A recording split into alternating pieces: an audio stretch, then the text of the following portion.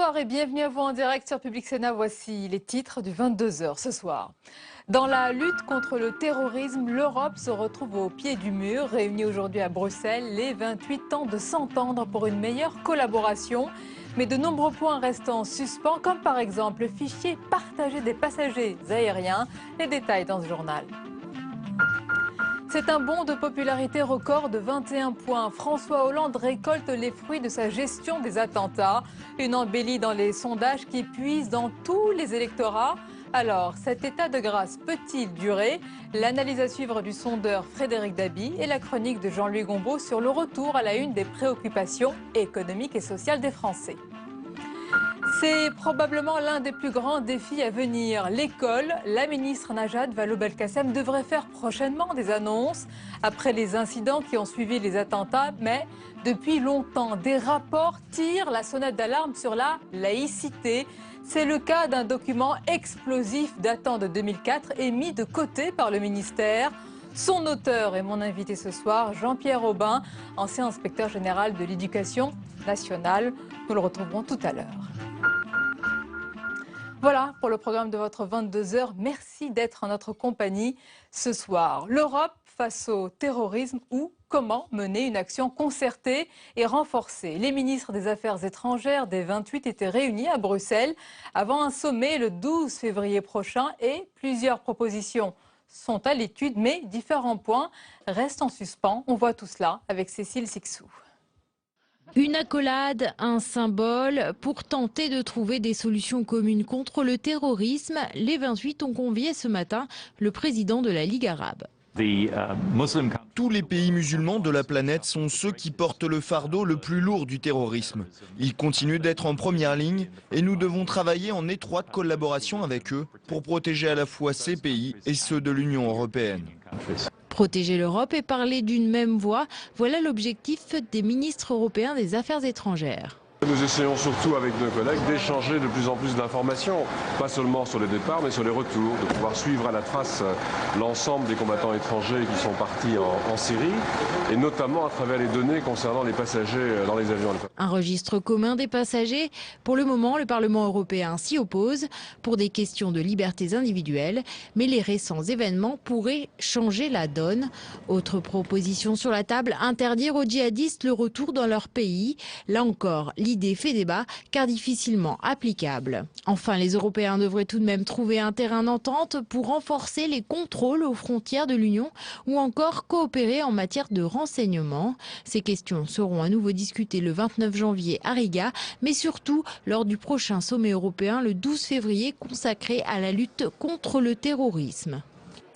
La fronde anti-Charlie ne faiblit pas à l'étranger, en Tchétchénie, en Afghanistan ou au Niger. Les protestations violentes se multiplient et les manifestations virent à l'émeute à Niamey avec de nombreuses églises brûlées. Louis Sibylle. Une marée humaine à Grozny, des centaines de milliers de manifestants, du jamais vu en Tchétchénie. Cette petite république musulmane dans le Caucase est devenue pour quelques heures la capitale de la contestation anti-Charlie Hebdo. L'incompréhension est totale pour ceux qui crient au blasphème. Nous affirmons fermement que nous ne laisserons jamais personne salir le nom du prophète, que la paix et la miséricorde soient sur lui. Les manifestants ont même prié en face de la grande mosquée. Un calme qui contraste avec les émeutes qui ont traversé le monde musulman ces dernières 48 heures. Le Niger a été le théâtre d'émeutes sanglantes, 10 morts, surtout des chrétiens, des centaines de blessés, 45 églises brûlées. Le président de la République a déclaré 3 jours de deuil national. À Gaza, 200 islamistes radicaux ont brûlé des drapeaux français. Ils ont même ouvertement menacé de tuer tous les Français qui vivraient dans l'enclave, de les égorger. Je dis au journal français qu'on arrivera avec nos bombes. Vous verrez ça de vos propres yeux, vous n'allez pas juste écouter ceci dans les nouvelles. Je ne veux pas en dire davantage. La contestation contre les caricatures de Mahomet a fait tache d'huile. L'Afghanistan, le Soudan, le Liban, l'Iran, le Yémen, la Jordanie se sont aussi soulevés. Au Pakistan, des effigies de François Hollande sont brûlées. Difficile pour l'instant de chiffrer le nombre global des manifestants. C'est probablement l'un des plus grands défis à venir, l'école. La ministre Najat Vallaud-Belkacem devrait en fin de semaine faire des annonces sur la laïcité. Mais depuis longtemps déjà, certains rapports tirent la sonnette d'alarme. C'est le cas en particulier d'un document explosif datant de 2004 et qui a été mis de côté par le ministère. Son auteur, Jean-Pierre Aubin, est notre invité dans quelques instants. Mais d'abord, retour sur la question de la laïcité à travers les différents gouvernements. On voit tout cela avec Mounir Soussi. Un siècle après la loi de 1905 de séparation des églises et de l'État, la France a dû légiférer en 2004 pour réaffirmer le principe de laïcité, notamment à l'école. L'interdiction des signes religieux ostensibles est venue fermer un débat ouvert depuis le début des années 90 et qui s'était cristallisé autour du voile. Président à l'époque, Jacques Chirac avait élargi les mesures à d'autres champs que l'école. Je crois souhaitable qu'un code de la laïcité réunisse tous les principes et les règles relatifs à la laïcité. Ce code sera remis notamment à tous les fonctionnaires et agents publics le jour de leur entrée en fonction. Une approche de la laïcité perçue comme défensive et stigmatisante à l'étranger et par une partie des croyants. En rupture avec son prédécesseur et dès la première année de son mandat, Nicolas Sarkozy a affiché une vision plus conciliante sur la place de la religion dans la société. J'appelle de mes vœux l'avènement d'une laïcité positive, c'est-à-dire d'une laïcité qui, tout en veillant à la liberté de penser, à celle de croire et de ne pas croire, ne considère pas que les religions sont un danger, mais plutôt un atout. Des déclarations brouillées par les allusions aux racines chrétiennes de la France, déclenchant une crispation autour de l'islam. Durant la campagne présidentielle de 2012, Marine Le Pen a ravivé la question du religieux à l'école autour des menus et du halal.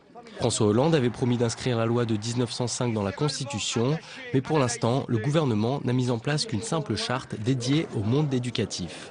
J'ai tenu à cette charte pour dire la laïcité, elle n'est pas contre tel ou tel. Donc elle n'est pas contre les musulmans, donc elle n'est pas contre les juifs, donc elle n'est pas contre les athées, les agnostiques ou les autres.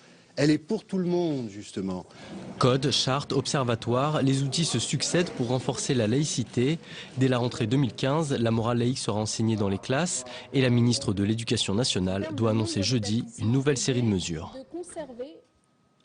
Et on accueille à présent l'invité du 22h, Jean-Pierre Aubin, bonsoir. Bonsoir. Et bienvenue. Vous êtes ancien inspecteur général de l'Éducation nationale. Je précise qu'en 2004, à la demande du ministère de l'Éducation, vous êtes à l'origine d'un rapport, d'une enquête intitulée « Les signes et manifestations d'appartenance religieuse dans les établissements scolaires ». Alors un rapport, on peut le dire, qui avait été considéré comme explosif au point d'avoir été mis de côté. On va en parler en détail, Monsieur Aubin, mais d'abord je voulais vous faire réagir sur le sujet qu'on vient de voir depuis 10 ans et même plus. Les plans laïcité à l'école succèdent, les chartes, les observatoires. Pour quels résultats, selon vous ? Mais si on regarde comment les choses ont évolué depuis la remise de notre rapport en 2004, bon, on peut dire que sur un plan, elles ne se sont pas trop dégradées. C'est le plan de contestation des enseignants, des enseignements dans les classes, où je pense que les enseignants aujourd'hui sont mieux avertis d'un certain nombre de contestations, sinon mieux préparés. En tout cas, ils s'attendent à ces contestations, ils peuvent les anticiper. Maintenant, sur les contestations de la vie scolaire, sur le fait qu'une partie des élèves fait sécession, en quelque sorte, se désintègre, au sens propre, je pense que les choses se sont aggravées parce que bon, le contexte national et international est tel, et bien pire de ce point de vue, qu'il y a 10 ans, en particulier avec l'accès libre à toute la propagande qui peut être diffusée sur Internet, la crédulité que les élèves manifestent vis-à-vis de cette propagande et de l'ensemble des pseudo-informations qui circulent, et la difficulté qu'ont les enseignants à faire face à cette dynamique-là. Donc ils travaillent dans des conditions qui sont plus difficiles, à mon avis, qu'il y a 10 ans encore. Le problème, c'est que pendant 10 ans, on n'a pas fait grand-chose. Et il y a déjà 10 ans que vous constatiez tout cela. Vous avez dit qu'il y avait une multiplication des exigences identitaires et religieuses, des revendications portées par les élèves et leurs familles qui créent beaucoup de tensions. Et vous avez même parlé d'une contre-société avec des contre-valeurs. Oui, on peut dire une contre-culture, oui. Contre-culture ? Oui, qui se manifeste de la manière la plus simple lorsque des collégiens sont interrogés. Nous interrogeons ces collégiens, contestataires parfois, ils parlaient des Français. Et bon, on leur demandait, vous n'êtes pas de nationalité française, ils étaient tous de nationalité française. Mais vous voyez, cette séparation qu'on manifeste par le nous et eux, cette opposition qu'on fait avec la France, l'État, les gouvernants, etc., et cette manière de se distinguer, de s'identifier en opposition est quelque chose qui s'est développé malheureusement. À l'époque, Jean-Pierre Robin, vous aviez eu quelques critiques. Nous allons en parler sur le fait que ce rapport pouvait stigmatiser une population, et en particulier la population musulmane. Qu'est-ce que vous répondez à cela?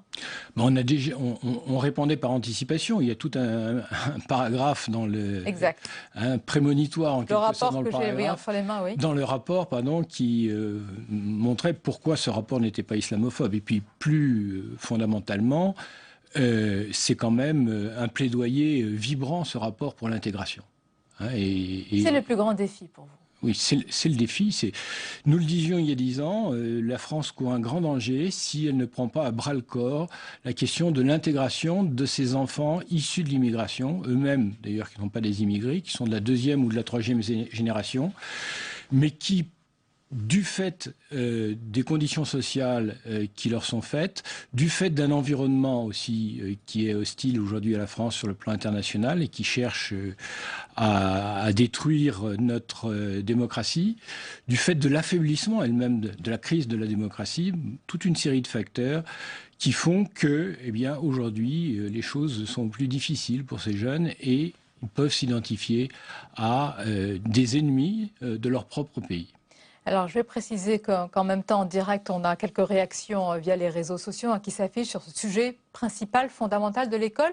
Jean-Pierre Robin, à l'époque, vous aviez remis ce rapport, cette enquête qui a été réalisée dans différentes écoles, avec beaucoup d'inspecteurs également, dont vous, évidemment. Pourquoi est-ce qu'il a été mis de côté, ce rapport? Alors, lorsque nous l'avons remis à François Fillon, ministre de l'Éducation nationale, en juin 2004, on nous a objecté que ce rapport ne serait pas sorti parce que la priorité était à la rentrée scolaire, qui était la première rentrée avec la loi anti-signes ostentatoires. La loi de 2004, voilà, oui. Donc il y avait, je vous le rappelle à l'époque, entre 1200 et 2500, selon les chiffres, collégiennes ou lycéennes qui portaient le voile, et il fallait les convaincre, sans incident, si possible, de le retirer, ce qui n'a pas posé de graves problèmes, comme vous le savez, ni à l'époque, ni depuis. Ensuite, on a eu l'enlèvement de nos otages à Bagdad. Et là, tous les ministères ont reçu consigne de faire profil bas sur ces questions, bien entendu, et c'est à juste titre. Et puis ensuite, on nous a objecté que la loi Fillon allait passer devant le Parlement, donc il y avait d'autres choses à faire. Donc on a laissé les choses s'aggraver. Vous dites que les différents gouvernements ont une responsabilité dans cette succession de petites démissions, parce que c'est ce que vous évoquez dans le rapport. À chaque fois, il y a des reculs. Et là, on peut rendre hommage et comprendre parfois certains professeurs et enseignants. Jean-Pierre Robin, qu'est-ce qu'ils peuvent faire quand il y a un blocage, une contestation importante? Que peuvent-ils faire dans une classe, différentes classes? Il y a toute une série d'enseignants, de conseillers principaux d'éducation, de chefs d'établissement qui s'en tirent très bien. Ceux-là, on n'en parle pas, en général. Mais quand même, dans le rapport, nous le disions, il y a beaucoup de bonnes choses qui existent, il y a beaucoup de gens bien formés, compétents dans l'éducation nationale. Et puis, il y a ces jeunes enseignants pas bien formés, qui sont dans le désarroi, qui ont peur de leurs élèves, qui préfèrent se censurer, ne pas enseigner tel sujet sensible. Puis, il y a d'autres dérives dont nous parlons, en particulier le recours à un imam, par exemple, pour convaincre les élèves que leur contestation n'est pas valable, qu'ils peuvent rentrer dans un édifice religieux pour le visiter à titre d'enseignement de l'histoire ou de la culture, etc. Et ce recours à une autorité religieuse pour pouvoir enseigner, c'est le déni même de la laïcité. Donc il y a aujourd'hui, je dirais, le plus gros défaut, c'est une conception de l'enseignement qui fait que leur formation est essentiellement dans leur discipline. Jean-Pierre Robin, ce rapport, il date, je le lis, de juin 2004. Aujourd'hui, 2014, est-ce que vous pourriez changer une ligne ou ça ne mérite pas d'être Non, je l'ai relu dernièrement puisque je suis l'objet de plusieurs interviews et vraiment, je n'ai aucune virgule à modifier dans ce rapport. Vous pensez que l'actuel ministère va en tenir compte? Bien, c'est ce qu'a dit en tout cas la ministre dans une récente déclaration dans une radio périphérique où elle a cité le rapport en disant que c'était une sonnette d'alarme qui avait été déclenchée à l'époque. C'était exactement ça. Il y a déjà 10 ans. C'était exactement ça. C'était l'idée d'un signal d'alarme que l'on donnait au gouvernement en disant voilà, on a observé ça dans un petit nombre d'établissements scolaires. Ils ne sont pas représentatifs de l'ensemble des établissements, mais si vous ne faites rien, ça va se répandre partout. Vous voyez, il y a le feu dans un compartiment du train. Si on ne tire pas le signal d'alarme, c'est le train qui prend feu. C'est un peu ça qu'on est en train d'observer aujourd'hui. Les défis sont donc très grands. Il y a une très grande attente justement vis-à-vis des actions à mener à présent par l'exécutif. Restez avec nous, Jean-Pierre Aubin. On va parler dans la suite du 22h. On va évoquer à présent de ce bond de popularité record. 21 points. François Hollande récolte les fruits de sa gestion des attentats. Une embellie dans les sondages qui puise dans tous les électorats. Alors, cet état de grâce peut-il durer? On va en parler dans quelques instants avec le directeur général adjoint de l'IFOP, Frédéric Dabi, et notre chroniqueur Jean-Luc Gombaud. Mais d'abord, on va écouter le président qui a défendu ce soir la liberté d'expression lors du 70e anniversaire de l'agence France Presse. On l'écoute. C'est une valeur universelle que la liberté d'expression. Il ne s'agit pas de dicter aux autres ce qu'ils doivent penser, mais c'est simplement de faire respecter ce qui est pensé, ce qui est exprimé, ce qui est dit librement. La France ne fait pas de leçons à aucun pays, mais la France n'accepte aucune intolérance. Et à notre compagnie, le directeur général adjoint de l'IFOP, Frédéric Dabi. Bonsoir Frédéric. Bonsoir Sonia. Et notre chroniqueur économique, Jean-Luc Gombaud. Bonsoir. Bonsoir Sonia. Toujours en compagnie de Jean-Pierre Aubin. Alors on va parler plus largement à présent et on reviendra au défi de l'école. Frédéric Dabi, c'est inédit. Est-ce que c'est un bond historique? 21 points. C'est inédit, c'est rarissime dans l'histoire des baromètres de popularité. 21 points. François Hollande sort de son impopularité historique. Le seul point de référence auquel on peut le rattacher, c'est le François Mitterrand de janvier 91 qui gagna 19 points du fait de sa gestion de la guerre du Golfe et de la libération du Koweït. Ils avaient très vite perdu, notamment après le renvoi de Michel Rocard. Là, très clairement, et la question a de l'importance, c'est pas une cote de satisfaction, c'est une approbation de l'action de François Hollande, une question assez court-termiste. Les Français considèrent massivement, à gauche, mais pour la première fois, c'est très nouveau à droite, que François Hollande a été à la hauteur de sa mission, qu'il a bien géré les choses, et il récolte les fruits de cette bonne gestion après ces événements qui ont endeuillé Paris et la région parisienne. Surtout, il a réussi à gommer ce qui était au cœur des reproches qui lui étaient adressés, le manque de fermeté, le manque de leadership, l'autorité, la mollesse, la main qui tremblait. Rappelez-vous Florange, rappelez-vous Leonarda. Là, on a un François Hollande qui a incarné l'union nationale et qui en a bénéficié. Donc les Français lui sont grés de sa bonne gestion après les attentats. Vous dites que ça concerne tous les courants, tous les électorats confondus. Et maintenant, est-ce que cet état de grâce peut durer? Alors, c'est la question que l'on se pose. On n'a pas de réponse certaine. Il y a deux dangers pour, je dirais, François Hollande. D'abord, le fait qu'il y ait un retour aux frustrations économiques. Ce qui est au cœur de l'impopularité de François Hollande, c'est le sentiment qu'il n'a pas réussi à redresser le pays, que les choses se sont dégradées s'agissant de la crise, de l'emploi, du pouvoir d'achat, de la dette. Et pour l'instant, il est sur une parenthèse enchanté ou pas, si je puis dire, où l'espace médiatique, le discours des Français, on le voit bien dans le sondage IFOP fiducial pour Paris Match et Sud Radio, est complètement saturé par ces questions des affaires Charlie Hebdo, dénouement des prises d'otages, manifestations. C'est vrai que les prochaines annonces des chiffres du chômage pourraient faire revenir sur le devant de la scène ces frustrations des Français. Il y a aussi, Sonia, un risque électoral, ce qui est absolument incroyable dans la période. Oui, c'est une atténuation du clivage gauche-droite. Dans 62 jours, il y a les élections départementales. Et qu'est-ce que c'est qu'une élection? C'est d'abord une campagne électorale qui est une formidable machine à fabriquer du clivage gauche-droite. Mais on peut dire quand même que pour François Hollande, plus rien ne sera comme avant. Il a réussi à mettre fin au Hollande bashing. Moi, ce qui me frappe, c'est le fait que pour la première fois au sein de l'électorat de droite, où on se moquait de lui, où on l'appelait Flamby, où on le jugeait presque comme un usurpateur par rapport à Nicolas Sarkozy, il a mis fin à ses critiques sur le Hollande bashing. Et Jean-Luc Gombaud, le président aimerait bien miser sur l'union nationale en économie, mais ce n'est pas le cas sur le plan du dialogue social apparemment déjà. On l'a vu d'ores et déjà ce matin. Et ce qu'il faut bien voir, c'est que maintenant, le temps va passer et les pages vont se tourner automatiquement. Dimanche dernier, le président avait dit « Paris, capitale du monde ». En réalité, à propos de Paris, on aurait pu prendre une autre image en prenant le vers de Paul Éluard, capitale de la douleur. Et or, la douleur n'est pas un projet. La douleur est une sensation. Maintenant vont venir peut-être d'autres souffrances qui vont quelque part laisser derrière cette fameuse douleur qui unissait les gens sans pour autant les souder.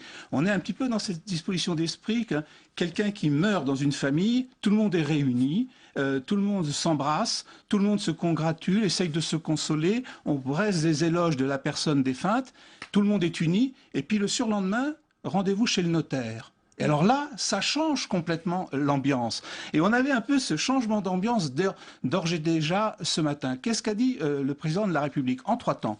Premier temps, effectivement, la conjoncture globale est plutôt favorable. Donc n'ayez pas peur, messieurs les partenaires sociaux, patronat, syndicats, vous devez aller de l'avant, vous n'allez pas dans une obscurité, l'euro baisse, le pétrole baisse, les taux d'intérêt baissent, donc tout est plutôt favorable. Et en plus, deuxième partie, nous avons fait, nous, le maximum. Pacte de stabilité, diverses sortes de contrats, je ne vous fais pas les détails qui ont été exposés ce matin. Et troisième partie, donc, à vous maintenant, messieurs, de prendre le relais, messieurs les patrons et messieurs les syndicats, de prendre le relais pour foncer. Et notamment sur cette affaire du dialogue social que vous soulignez à l'instant, en disant, écoutez, jeudi prochain, vous avez une réunion, vous n'avez pas cessé d'échouer, encore la réunion de vendredi a échoué, je vous demande de dresser les nouvelles définitions de ce que va être le dialogue social qui est absolument nécessaire pour faire les prochaines réformes. Et à la sortie, qu'est-ce qu'on a entendu ? C'est-à-dire qu'on voit bien que l'esprit du 11 septembre est en train de passer derrière. On a entendu le patron de la CGPME dire « mais pas du tout ». Moi, je ne suis pas du tout dans cet état d'esprit. Si l'accord n'est pas bon, ben, je ne le signerai pas. Et qu'est-ce que dit le patron de FO? Exactement la même chose. Donc, en réalité, dès ce matin, chacun reprenait ses billes. Voilà, sur le terrain économique et social. Et Frédéric Dabi, ça rejoint d'ailleurs les attentes sur l'école. Maintenant qu'il y a eu cette unité, cette concorde nationale, les actions, les mesures qui vont être annoncées vont être scrutées par les Français. Il y a une très grande attente sur la sécurité, l'école, les prisons également et d'autres sujets. Tout à fait, même si, et je rejoins ce que vient de dire Jean-Louis Gombault, c'est quand même les questions économiques qui sont au cœur des préoccupations des Français. Le mouvement en 3 temps que Jean-Louis vient de décrire n'est pas complètement nouveau. C'est exactement ce que François Hollande a fait lors de ses vœux et lors de son intervention à France Inter le 5 janvier, 2 jours avant la tuerie de Charlie Hebdo. Là, il se sert une sorte de pas de deux entre cet appel à l'union, il appelle presque la France unie, qui est un vieux slogan, si je puis dire, mitterrandien de 88, mais c'est vrai qu'au-delà des questions économiques et sociales, il va être attendu sur la sécurité. Dans le sondage IFOP fiducial pour Match, on voit très bien que les propositions de Manuel Valls sur le terrorisme ont été très fortement mémorisées. Et puis l'école, qui était, rappelons-le, au cœur du programme présidentiel, avec les 60 000 embauches. Et il n'en a quasiment plus parlé. Il a plus parlé notamment lors de ses vœux du service civique, de la jeunesse, il ne parle plus de l'école et il est clairement attendu sur ça. Dans les questions posées par l'IFOP récemment, on voit très bien que la transmission des valeurs républicaines n'est plus assurée par l'école à une très large majorité, y compris à gauche. Et de la même manière, dans une enquête IFOP pour la Fondapol, on voit que la mission de l'école, le rôle de l'école en tant qu'ascenseur social est complètement maintenant décrié, y compris par les classes populaires. Jean-Pierre Aubin, à la fin de la semaine, dans quelques jours, la ministre Najat Vallaud-Belkacem va proposer, annoncer en tous les cas des mesures. S'il y a la Marseillaise, le chant de la Marseillaise, s'il y a le port de l'uniforme, ou s'il y a des cours de morale, vous allez dire on est dans la cible ou on est à côté avec cela? Écoutez, je ne sais pas ce que seront les propositions de la ministre, mais c'est vrai qu'il y a un risque. Il y a un risque que les mesures qui soient annoncées soient des mesures à court terme. Alors que sur cette question, seules des mesures à long terme peuvent être efficaces. La formation des enseignants, leur recrutement d'abord, la manière dont sont transmises les valeurs, qui dépend beaucoup de la mixité sociale dans les établissements scolaires. Bon, on ne change pas d'un coup de baguette magique ou très rapidement un mouvement qui va plutôt vers l'entre-soi social pour l'inverser, pour faire un mouvement d'intégration sociale dans les écoles. Vous savez que les écoles surségrèguent par rapport au quartier. Quand un quartier a une certaine composition sociale, l'école en général ou le collège en général ont une composition sociale encore plus ségrégée. Donc revenir sur ces dynamiques demande du temps, demande surtout beaucoup de continuité dans les politiques. Donc on aura là sans doute des mesures d'urgence qui seront sans doute pas inintéressantes, mais j'insiste sur le fait, la mixité sociale, la formation des enseignants. Voilà les deux grandes politiques à long terme qui permettraient d'inverser la vapeur. Pour le plus grand défi qui est selon vous l'école aujourd'hui, l'école de la République? Le plus grand défi, c'est la nation, c'est la survie de la nation. Mais l'école peut y participer et doit y participer, c'est sûr. Merci beaucoup Jean-Pierre Aubin, merci Jean-Luc Gombaud et Frédéric Dabi. Jean-Pierre Aubin, je vais rappeler l'intitulé de votre rapport puisqu'il va servir maintenant, heureusement, il avait été mis de côté. Donc les signes et manifestations d'appartenance religieuse dans les établissements scolaires. Il avait été réalisé en juin 2004, donc il y a, nous sommes en 2015, un peu plus de 10 ans. Et je vais aussi montrer ce livre qui, je crois, traite de votre rapport. C'est l'école face à l'obscurantisme religieux. 20 personnalités qui commentent ce rapport choc de l'éducation nationale. C'est aux éditions Max Milo. Merci beaucoup, messieurs. La dernière page de 22h à présent avec tout ce qui vous a échappé dans le reste de l'actualité. Regardez, c'est le tour de l'info en France et dans le monde. Il est signé Samia Dechir.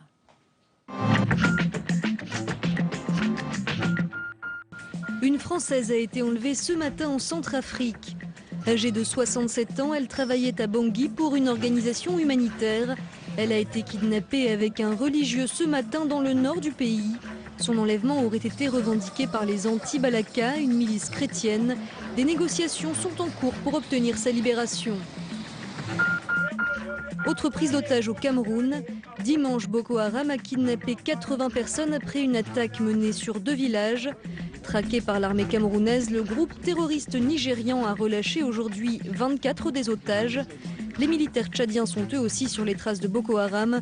Ce week-end, ils ont déployé leurs troupes dans le nord du Cameroun pour enrayer la progression du groupe terroriste. De l'espoir pour les malades cardiovasculaires. Le deuxième patient greffé d'un cœur artificiel est en bonne santé. Il a pu rentrer chez lui début janvier et mène une vie normale. L'annonce a été faite aujourd'hui par Carmat. La société ayant développé le cœur artificiel a vu ses actions s'envoler en bourse. Le premier patient greffé, lui, était décédé en 2013. C'est le chiffre du jour et il fait froid dans le dos. En 2016, les 1% les plus riches de la planète posséderont plus que les 99% restants. C'est une estimation d'Oxfam. À quelques jours du Forum mondial de Davos, l'ONG veut appeler les dirigeants mondiaux à réécrire les règles. Nous avons besoin d'une politique qui soit influencée par les 99% et non pas le 1%. Nous pensons que c'est possible et ça se passe comme cela dans des pays comme le Brésil par exemple. Oxfam rappelle que dans le monde, une personne sur 9 ne mange pas à sa faim. Le dessin du jour enfin est signé par Plantu pour Le Monde qui s'amuse des guerres de succession à la CGT.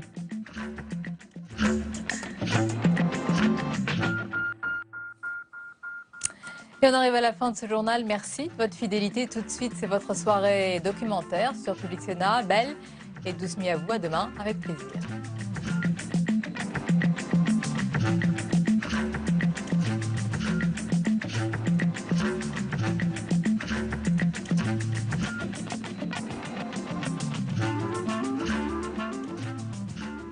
Ouais.